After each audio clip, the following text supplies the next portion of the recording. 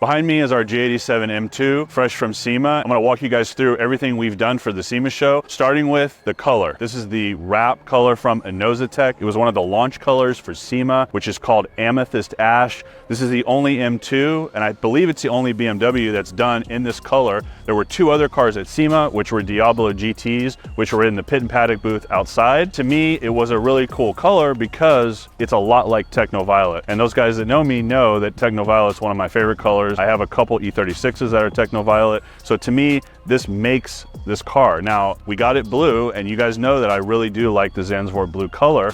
But as we've worked on M2s over the past months, every car that comes in is blue. I had had enough, just like I had enough with the G80, everyone being green. I wanted to wrap it. We're actually gonna be showing a complete wrap video about what goes into wrapping this car, what we need to disassemble, and all of Tahir's processes over guardian wrap, so stay tuned to that. So with the purple color and this crazy design that BMW created for the G87, I wanted the most aggressive kit for the car, especially for something at SEMA. When ADRO contacted me a few months back, I knew I wanted to do it. I hadn't even seen the kit, but I knew they would come out with something that's a lot different. And we have the complete kit here on the car, which is the front lip, which is a one-piece lip with actual V carbon fiber. So the carbon fiber is actually directional left and right, and it has a V in the center with the ADRO logo. They also changed the grills. Now, I'll be honest, the grills were not something that really bothered me, but a lot of people were bothered by the fact that there were horizontal grills now on this car. So ADRO decided to go back in time and create some carbon fiber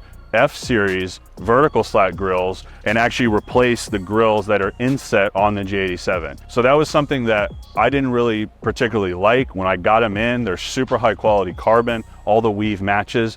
I still didn't like them off the car, but once they went on and once the front lip went on and it completed the front, it really adds to the car and it really changes the design. When I see other M2s that even are a little bit modified and they haven't changed the grille, it still looks mostly stock. So the grills to me were something that really changed the car, especially with this crazy design. So a lot of people ask me, is this a complete carbon bumper? The answer is no. If you guys remember from phase one, we did the in-performance intakes, which are carbon, which are down here, and that kind of brings the carbon out to the front further, because this is normally a painted edge here. I really like the way that looked and changed the G87 front, so we left those on for the ADRO kit. Those are not part of the ADRO kit, but it's something that I would definitely do on your G87. As you guys notice, we have the MS Plus LED, which we did in phase one. It's one of my favorite modifications. I'm not really a light modification type person, but when these were released, I knew it would change the look, especially with the purple now. And we have another really cool lighting effect that we added, which we'll talk about later in the video. So now to talk about the wheels. These are the Vorsteiner forged three-piece wheel setup. We did an extensive video at Vorsteiner, if you check out on our channel, where we talk about what goes into designing a wheel, what goes into creating a wheel. This is the wheel that I wanted because I wanted to have a motorsport type style look and not run a BBS, because a lot of people are running BBSs and I wanted to change it up. So I wanted a similar look, which is what these are, but a little bit more detail and a little bit more fine intricacy, and to have a flush fitment where with BBS, sometimes you have to run a spacer, you have to do some other things. These are built per spec for the G87. It's a step lip, is a GTE-352. It's available on our website. It's a forged version. They have multiple colors. This is actually the white gold center,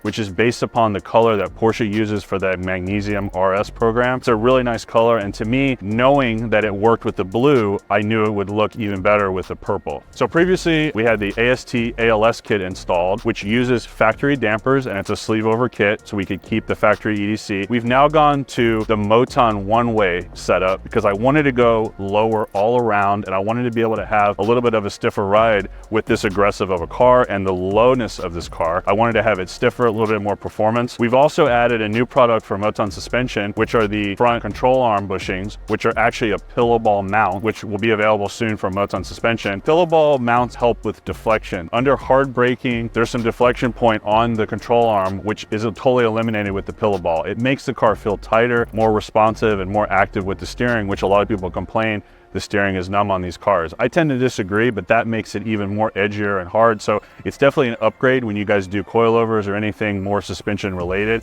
and especially for the track guys out there. You also notice the side skirt, which is another part of the full ADRO kit. And it's really neat because it has a contour that starts in the front and it continues on with the wide body. Now, probably on camera, you guys can see that the car looks wider than it did when it was blue. And it really has to do with the color. The color has now brought out the wide body nature. And I think that the design of the ADRO side skirt really helps with that because it kicks out right with the fender. So it's a really nice add-on, and this has the flip ups like the in performance side skirts that we had on our G80 project. So I also like that. So it kind of ties the two together. Now we're standing in the rear of the car where you guys can see the most controversial part, which is the swan neck wing. Now this is a similar wing that they install and they sell for the G82 M4. Now it's made for the G87, and it's a little bit different because of the widths of the car. And this is a real mounted swan neck wing that's mounted with carbon fiber pieces underneath the trunk so it can take the pull and the additional downforce on the trunk surface. It's really nice install. They provide really clear instructions.